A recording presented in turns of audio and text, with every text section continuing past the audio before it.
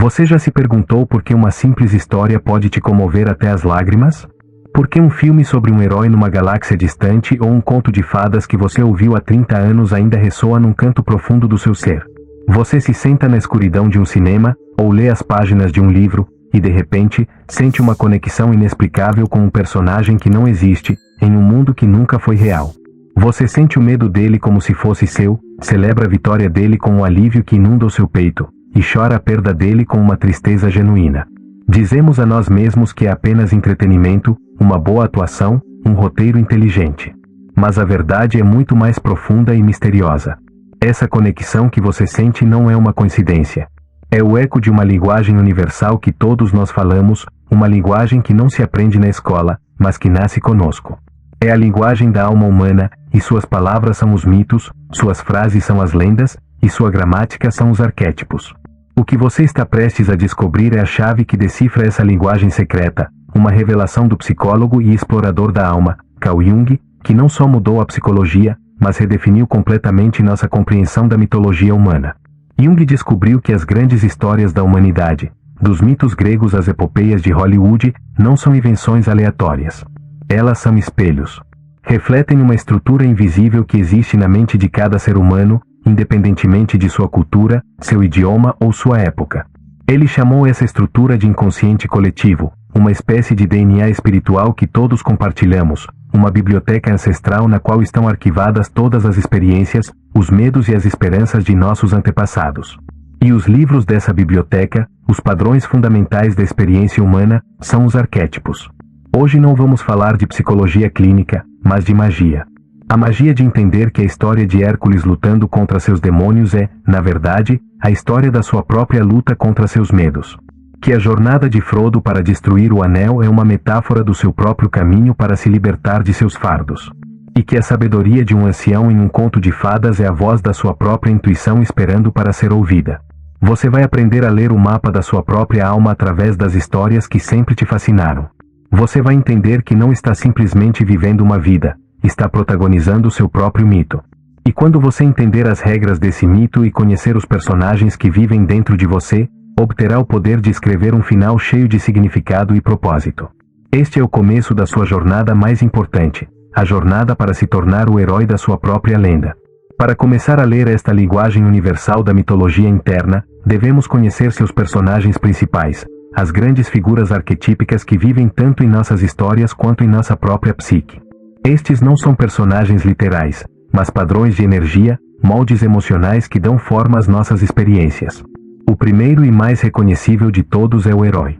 De Ulisses tentando voltar para casa, a Luke Skywalker descobrindo seu poder, passando por Katniss Everdeen lutando por seu povo, o herói é a personificação do nosso próprio ego, da nossa consciência, em sua jornada de crescimento e transformação.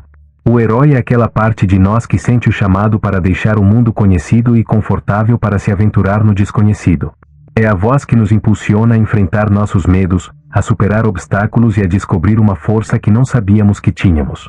Cada vez que você decide mudar de carreira, superar uma doença, ou simplesmente enfrentar uma conversa difícil, você está ativando o arquétipo do herói dentro de você. Você está respondendo ao chamado da sua própria aventura pessoal. Mas nenhum herói pode completar sua jornada sozinho. Ele sempre precisa da orientação de outra figura fundamental, o mentor, também conhecido como o velho sábio ou a velha sábia. Pense em Gandalf guiando Frodo, em Dumbledore aconselhando Harry Potter, ou em Obi-Wan Kenobi treinando Luke. O mentor é o arquétipo da sabedoria, da introspecção e do conhecimento profundo. Em nossas vidas, este arquétipo nem sempre se manifesta como uma pessoa física. Pode ser a sabedoria que encontramos em um livro, uma intuição repentina que nos mostra o caminho certo, ou a voz de nossa própria experiência acumulada que sussurra em nosso ouvido em momentos de dúvida. Ouvir o mentor interno é aprender a confiar em nossa própria bússola interior, naquela parte de nós que sabe, para além de toda lógica, qual é o próximo passo correto em nossa jornada. E, claro, toda história de um herói precisa de um antagonista, um desafio, uma força sombria que deve ser confrontada. Este é o arquétipo da sombra.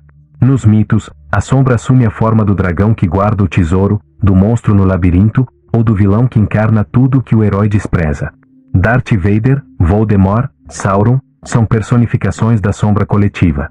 Mas a revelação mais poderosa de Jung é que este vilão não é apenas uma força externa. É também uma parte de nós mesmos. A sombra pessoal é o lar de tudo que reprimimos e negamos em nós. Nossa raiva, nossa inveja, nossos medos, nosso egoísmo. A grande batalha do herói não é contra o monstro de fora, mas contra a sombra de dentro. Enfrentar o dragão é ter a coragem de olhar para nossas próprias partes escuras, não para destruí-las, mas para entendê-las e integrá-las. Porque, como em muitos contos, muitas vezes é o dragão que guarda o maior tesouro, nosso potencial não vivido, nossa autenticidade e nossa plenitude. Estes três arquétipos, o herói, o mentor e a sombra, formam o triângulo fundamental de toda a história de transformação, incluindo a sua. Reconhecê-los em sua vida é o primeiro passo para deixar de ser um espectador passivo e se tornar um participante consciente do seu próprio mito. E enquanto estas figuras míticas ressoam em sua mente, quero que você sinta que este espaço é como uma fogueira no meio da noite, um lugar onde nos reunimos para compartilhar as histórias de nossas próprias almas. Este canal não é apenas um lugar para receber informação, é uma comunidade de viajantes. Se você sente o eco destas palavras em seu coração, eu te convido a se sentar conosco ao redor desta fogueira. Não vou te pedir para se inscrever com um simples clique. Convido você a se juntar ao nosso círculo. Deixe um sinal da sua presença nos comentários, talvez compartilhando qual personagem mítico, de qualquer história, sempre ressoou com você e por quê. Cada história compartilhada adiciona mais uma faísca ao nosso fogo, tornando a noite menos escura para todos. E se você decidir se inscrever, que seja a sua forma de dizer, estou pronto para minha própria aventura. Sua história importa aqui. Uma vez que reconhecemos as grandes figuras míticas no palco do mundo, o passo seguinte é perceber que essas mesmas forças não atuam apenas nos filmes e nos livros, mas são os diretores invisíveis da nossa vida cotidiana. Sua vida, neste exato momento, é um mito em desenvolvimento, e os arquétipos são os padrões que dão forma à sua trama pessoal. A jornada do herói não é algo que acontece apenas com personagens de ficção. É o padrão subjacente de cada grande transição em nossas vidas. Pense na última vez que você enfrentou uma mudança significativa, começar uma nova carreira, mudar-se para uma cidade desconhecida, terminar um longo relacionamento ou se recuperar de uma crise pessoal. Cada uma dessas experiências segue a estrutura mítica. Primeiro, há o mundo comum, sua zona de conforto. Em seguida, chega o chamado à aventura, aquela inquietação, aquela oportunidade ou aquela crise que te empurra para fora do conhecido. Muitas vezes, há uma recusa ao chamado, o medo e a dúvida que te fazem querer voltar atrás. Mas se você aceita o desafio, cruza o primeiro limiar e entra em um mundo novo e desconhecido, cheio de provas, aliados e inimigos. Você encontra mentores inesperados, um novo amigo, um livro revelador, e enfrenta seus dragões internos, a insegurança, a síndrome do impostor. Após uma grande provação, a caverna mais profunda, você retorna ao mundo comum, mas já não é a mesma pessoa. Você volta com um elixir, com uma nova sabedoria, uma nova força ou uma nova perspectiva que pode compartilhar com sua comunidade. Ver sua vida através desta lente é transformador. Você percebe que suas lutas não são fracassos, são etapas necessárias em sua jornada.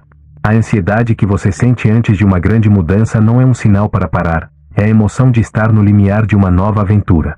O arquétipo do mentor também se manifesta constantemente ao nosso redor. Nem sempre é um ancião sábio de barba branca.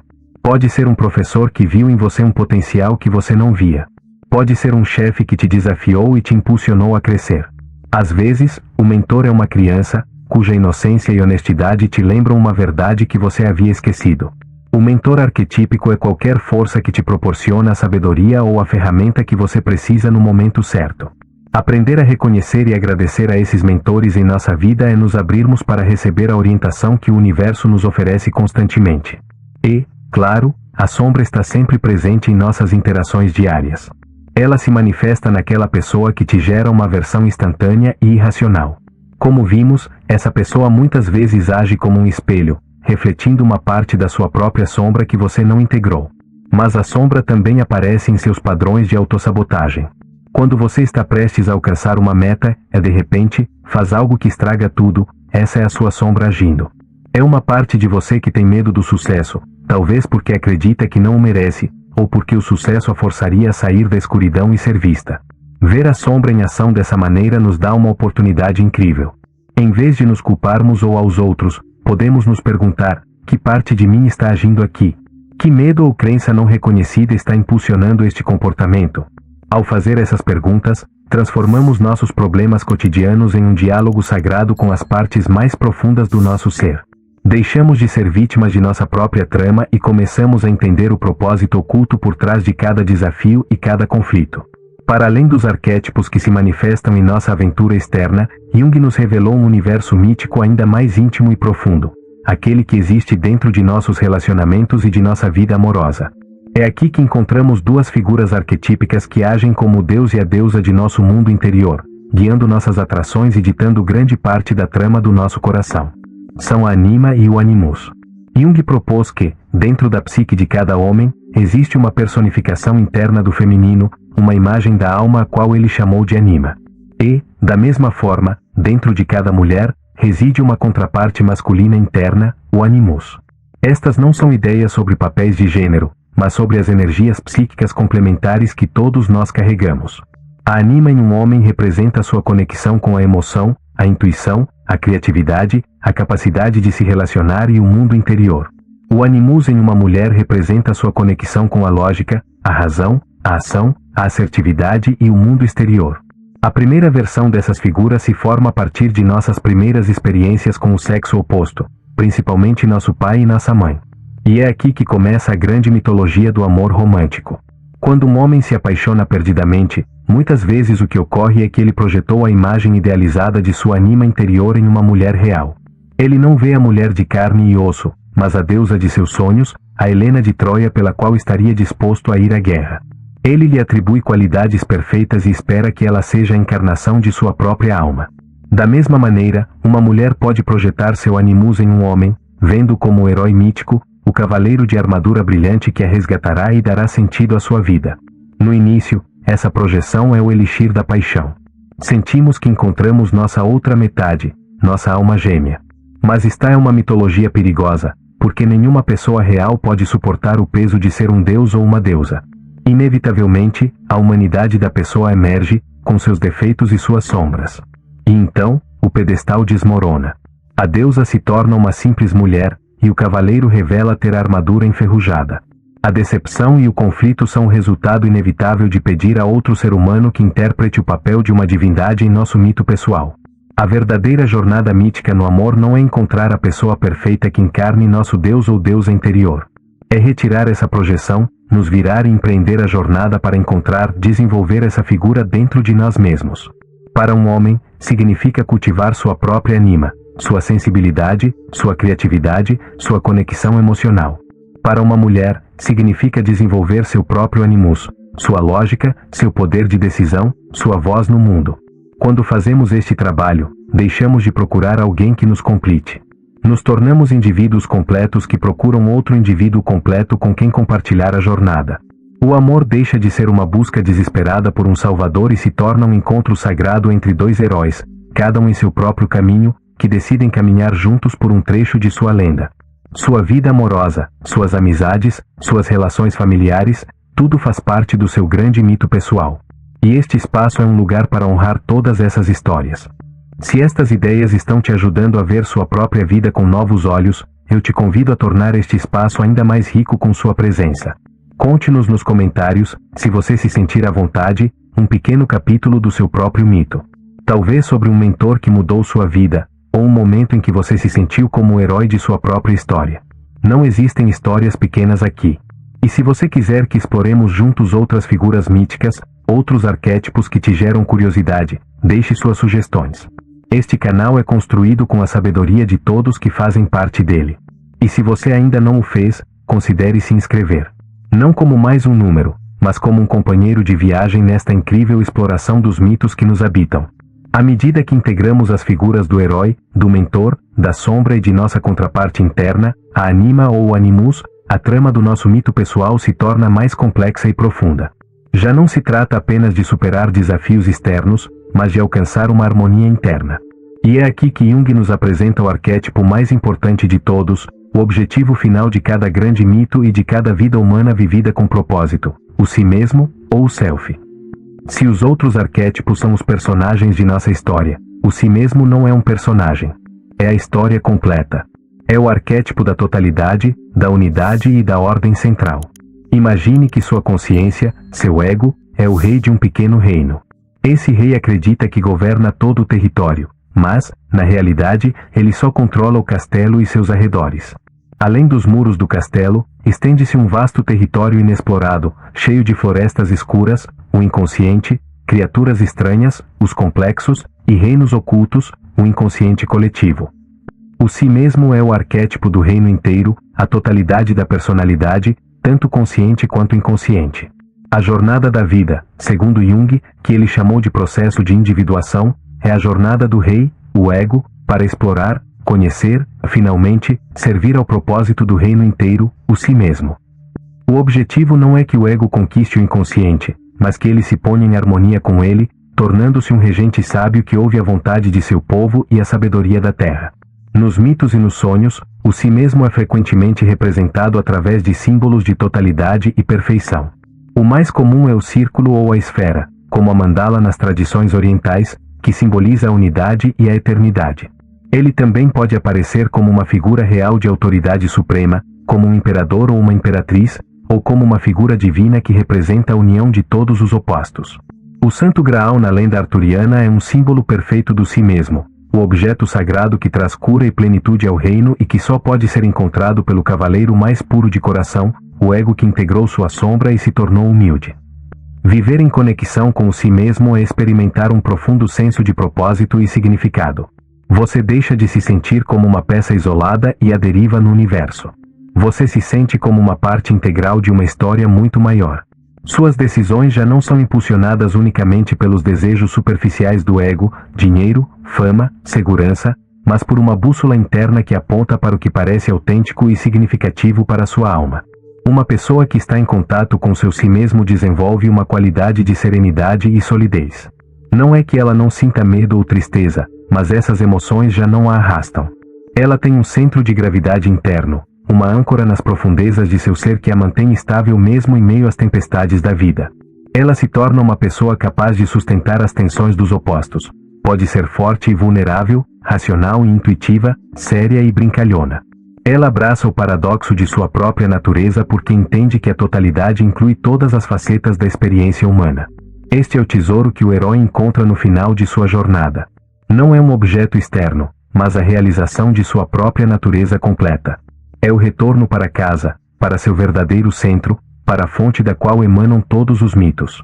E embora esta seja uma jornada que dura a vida inteira, cada passo que damos para conhecer os arquétipos que nos habitam é um passo que nos aproxima da experiência sagrada de nossa própria totalidade.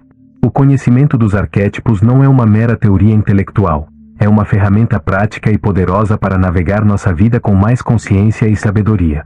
Mas, como qualquer ferramenta poderosa, é crucial saber como usá-la corretamente para não cair em suas armadilhas. O processo de viver nosso mito conscientemente envolve desenvolver uma nova forma de perceber o mundo e a nós mesmos, uma forma baseada na atenção, no simbolismo e na humildade. O primeiro passo prático é aprender a ouvir a linguagem simbólica da alma, e o canal mais direto que temos para isso são nossos sonhos. Jung considerava os sonhos a mitologia pessoal de cada indivíduo.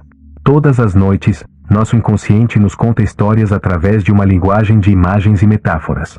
Começar a registrar seus sonhos em um diário, sem tentar interpretá-los imediatamente, é como começar a coletar os capítulos perdidos de sua própria lenda. Com o tempo, você começará a notar padrões, personagens recorrentes e símbolos que são únicos para você. Um sonho em que você voa pode estar falando sobre seu anseio por liberdade ou sobre uma inflação do ego. Um sonho em que uma casa tem quartos secretos pode estar te convidando a explorar partes desconhecidas de sua própria psique. Não se trata de procurar um dicionário de sonhos, mas de se perguntar: o que este símbolo significa para mim? Que emoção esta imagem me provoca? Os sonhos são a forma como seu mentor interno, seu velho sábio, se comunica com você. Outra prática fundamental é a observação de nossas projeções. Como vimos, nossas reações emocionais intensas a outras pessoas são frequentemente um reflexo de nossa sombra. A prática aqui é a autoindagação. Quando alguém te provocar, em vez de reagir impulsivamente, reserve um momento para respirar e se perguntar: que mito está sendo ativado em mim agora? Estou vendo essa pessoa como o vilão da minha história? Que parte de mim, que personagem interno, se sente ameaçado ou ferido neste momento? Este simples ato de colocar um espaço entre o estímulo e a resposta te devolve o poder. Você deixa de ser uma marionete de suas reações arquetípicas e se torna um observador consciente de seu próprio drama interno. Além disso, podemos trabalhar ativamente com os arquétipos através da imaginação ativa, uma técnica desenvolvida por Jung. Isso envolve pegar uma figura de um sonho ou uma emoção forte, em um estado de relaxamento, permitir que ela fale e se mova em sua imaginação. Você pode dialogar com ela, perguntar o que ela quer, o que ela precisa. É uma forma de dar voz às partes de nós que não têm palavras e de integrar sua energia de maneira consciente. No entanto, o maior perigo neste trabalho é a inflação do ego. Isso acontece quando o ego se identifica com um arquétipo poderoso. Uma pessoa pode começar a acreditar que é o herói salvador, destinado a consertar a vida de todos. Ou pode se identificar com o velho sábio e se tornar arrogante e dogmática, acreditando que tem todas as respostas. O mito de Ícaro, que voou perto demais do sol e caiu, é um aviso arquetípico contra a inflação. O antídoto é sempre a humildade. Lembrar que somos humanos, não deuses. Somos os recipientes através dos quais essas poderosas energias míticas se expressam, mas não somos as energias em si. O objetivo não é nos tornarmos Hércules, mas aprender com sua história para viver nossa própria vida humana com mais coragem e completude. Nós viajamos juntos através da paisagem da mitologia humana, descobrindo que os deuses e monstros, os heróis e sábios das antigas lendas, não estão confinados a livros empoeirados, mas vivem e respiram no núcleo de nossa própria psique. Vimos que nossa vida não é uma sequência aleatória de eventos, mas uma história épica com sua própria trama, seus próprios desafios e seu próprio propósito inerente. Ao chegar ao final desta exploração, a pergunta que resta é: para quê? Qual é o resultado final de viver a vida como um mito consciente? A resposta é a criação de significado. Em um mundo que muitas vezes pode parecer caótico, fragmentado e desprovido de propósito, a perspectiva arquetípica nos devolve um senso de conexão e relevância.